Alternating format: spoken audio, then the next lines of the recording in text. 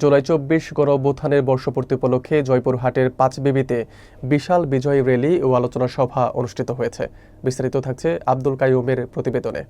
মঙ্গলবার বিকেলে পাঁচবিবি থানা ও পৌর বিএনপির আয়োজনে এবং জেলা ছাত্রদলের সাবেক সাংগঠনিক সম্পাদক শামীম হোসেন মণ্ডলের নেতৃত্বে এ কর্মসূচি পালিত হয়।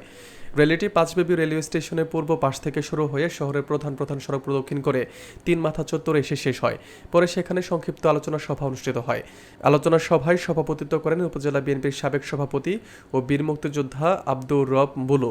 বক্তব্য রাখেন ছাত্রনেতা শামীম হোসেন মণ্ডল, আব্দুল হোসেন মাস্টার, হারুনুর রশিদ সজল, আবুল খায়ের স্বপন, শামসুল হুদা দুলাল, শাহাদাত হোসেন, আব্দুর রহমান এবং ছাত্রদল নেতা সাকিব হাসান। বক্তারা বলেন, গণতন্ত্র পুনরুদ্ধারে ছাত্র যুব সমাজের ভূমিকা ছিল সাহসী ও গর্বের। তারা এই আন্দোলনের চেতনাকে সামনে রেখে সরকারের দমনপীড়নের বিরুদ্ধে ঐক্যবদ্ধ থাকার আহ্বান জানান।